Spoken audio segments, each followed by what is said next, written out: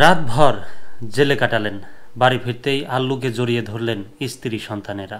এমন একটা রাত কাটাতে হবে তা হয়তো কল্পনাও করতে পারেননি তিনি। গতকাল শুক্রবার টান টান উত্তেজনায় কেটেছিল, যেন কোনো সিনেমার ক্লাইম্যাক্স। তবে মোটেও তা রূপালী পর্দার নয়, বাস্তবের এক রুদ্ধশ্বাস গল্পের সাক্ষী হয়ে রইলেন ভারতের আপামর জনতা। আল্লু অর্জুনকে জেলে কাটাতে হলো এক রাত। গতকাল দিনভর আল্লু অর্জুনের গ্রেপ্তারি, 14 দিনের বিচার বিভাগীয় বন্দি, তারপর জামিন নিয়ে নানান নাটকীয় ঘটনা ঘটে গেছে। তবে জামিন পেয়েও রাতভর জেলেই কাটাতে হয়েছে রূপালী পর্দার পুষ্পা রাজকে। সন্ধ্যা থিয়েটারে পুষ্পা 2 ছবির প্রিমিয়ারে এক নারীর মৃত্যুর অন্যতম অভিযুক্ত হিসেবে আল্লুর নাম উঠে এসেছিল। এ ঘটনায় আমার কোনো দোষ ছিল না। আমি আইনকে সম্মান করি। আমি একজন সচেতন নাগরিক। এ ঘটনায় আমি আইনের সঙ্গে সম্পূর্ণ সহযোগিতা করব। আজ শনিবার সকালে জেল থেকে বের হয়ে আল্লু অর্জুন সাংবাদিকদের উদ্দেশ্যে কথাগুলো বলেছিলেন। আজ সকাল 6:30 নাগাদ চাঞ্চলগুডা কেন্দ্রীয় কারাগারের পেছনের ফটক দিয়ে আল্লুকে বের করা হয়।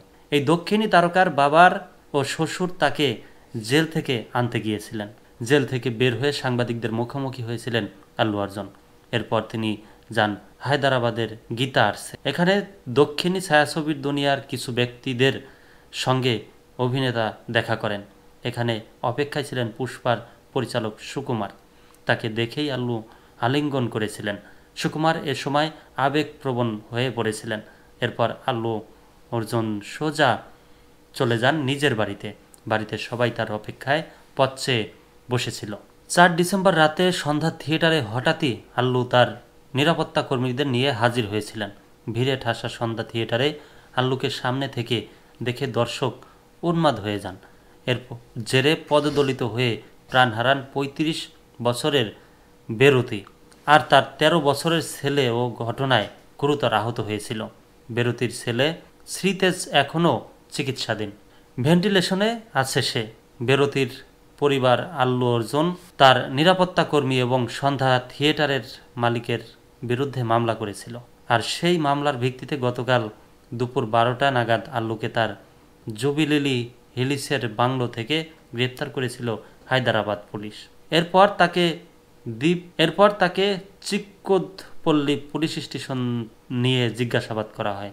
বিকেল 4টা নাগাদ নিম্ন আদালতে পেশ করা হয় এই দক্ষিণী তারকাকে। আদালত থেকে তাকে 14 দিনের বিচার বিভাগীয় হেফাজতে পাঠানোর নির্দেশ দিয়েছিলেন।